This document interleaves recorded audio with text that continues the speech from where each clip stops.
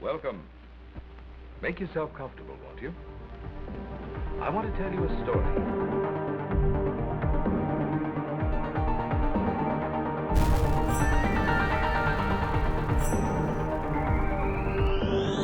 Greetings, invaders. My name is Scott. This is Book Invasion. Thanks for joining me, where we talk about some sci-fi, horror, fantasy books. Today we're going to be talking about the books that I read in February for Women in Horror Month.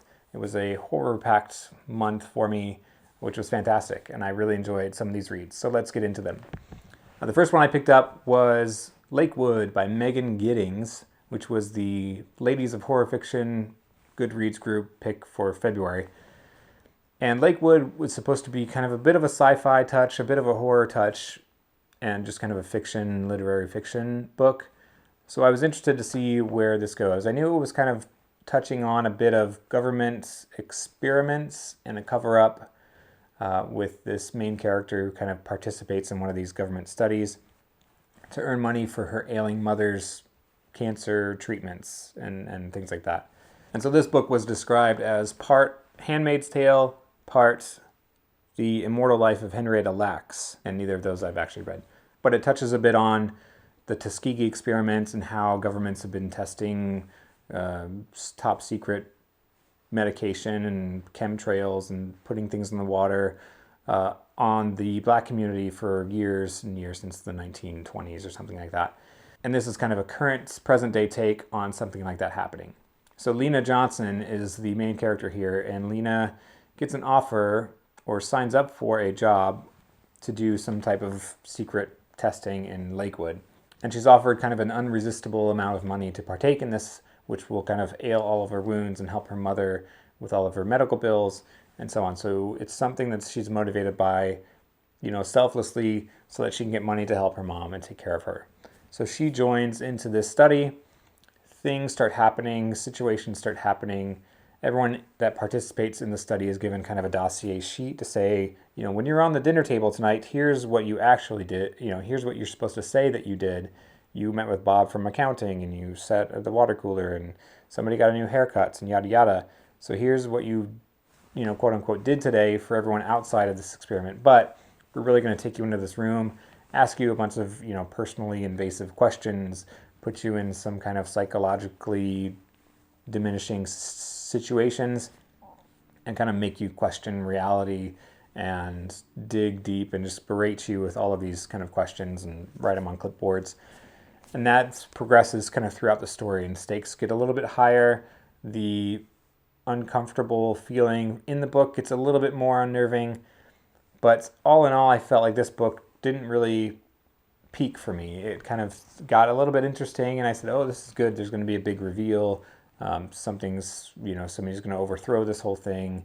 Let's take him down, or something like that. But none of that really happens. It was interesting, but it didn't have a lot of a sci-fi feel, nor did it really have a lot of a horror feel. It was just kind of, here's kind of an uncomfortable situation for 400 pages. And at the end, there's a little bit of a fizzled out of an ending. So that's kind of how I felt. So the next book I read was kind of the opposite of that, which was True Crime by Samantha Kolesnik. This book kind of hits you hard. It straps you in from the get-go. There's a lot of messed up family dynamics play a part here.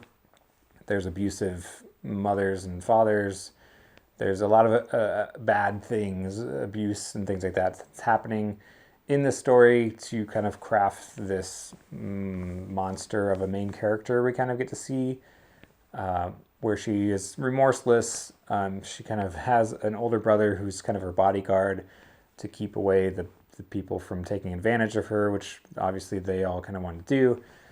And then in the middle of the story, something happens where the girl here is kind of now on her own and brought into a family, but she still kind of has those demons rumbling inside of her, and things escalate and just go wrong. And it was just a thrill ride from beginning to end. I really enjoyed it. I also got the audiobook of this one, even though I have a physical copy. And it was just one of my favorites that I read. It's very hard-hitting and heavy material, and it's only coming in at about 200 pages or so. It's a short novella, but it packs a lot of dirty grits and bad things in it. So if you want some type of hard-hitting horror book, read True Crime by Samantha Kolesnik. All right, next up I read was The Cipher by Kathe Koja. I'd read Kathe Koja's Velocities, I think, at the end of last year because it was a short book and I needed to hit my reading goal. That was kind of a collection of short stories. Now, The Cipher is a full novel that came out in 1991 about kind of this junkie dropout guy living in an apartment with a dead-end job on this beaten-down apartment complex who makes friends with a promiscuous young lady named Koja. They discover something in the supply closet of this apartment building, which they dubbed as the Fun Hole, which is kind of like a mysterious portal that's just, this thing that your mind can't comprehend. It's just pitch black inside. It gives off these emanating musical vibrations and things, and it's just kind of this wondrous, like, hypnotizing thing. Between the main character, Nicholas, and Koja, they kind of want to mess with it, obviously, because they don't have anything better to do. To mess with it and see what it does and why it's there and what happens when you come in contact with it. Obviously, they're going to just go down this rabbit hole, no pun intended, but kind of mess with this thing, and things definitely escalate from there. Now, this book, the feeling I got from this book was really kind of a 1990s feel, something like, 9 Inch Nails is happening and like The Crow is happening. It's got that really dark and gritty industrial kind of feel. And so this was very kind of a grungy, gritty, dirty book about this strange happening and the descriptions that are happening between the thing.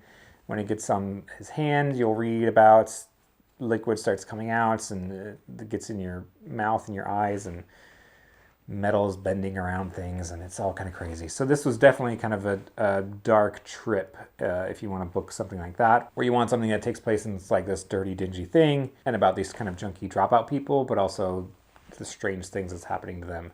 So I gave that book 4 stars. That was The Cipher by Kathe Koja. All right, and the last book I read for Women in Horror Month was Little Eyes by Samantha Schweblin. Now this book was cool. I thought it started off really neat with like a Dark Mirror feel, where people are buying these Kantuki dolls that are penguins or dragons or unicorns, and they can put them in their house and they're controlled remotely by someone who has a webcam hooked up to its eyes and can move it around, but it can't speak, so you don't know who's on the other end.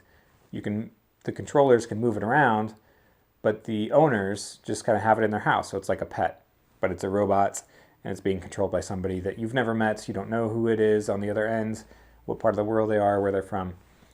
And now those things are just being hugely popular, these Kantuki dolls. So I thought that was really cool. It had a really neat concept of, that could happen. Like, people buy Furbies, but what if a Furby was controlled remotely by somebody with, looking through its eyes and making it move around? Wouldn't people think that's cute and have it in their house?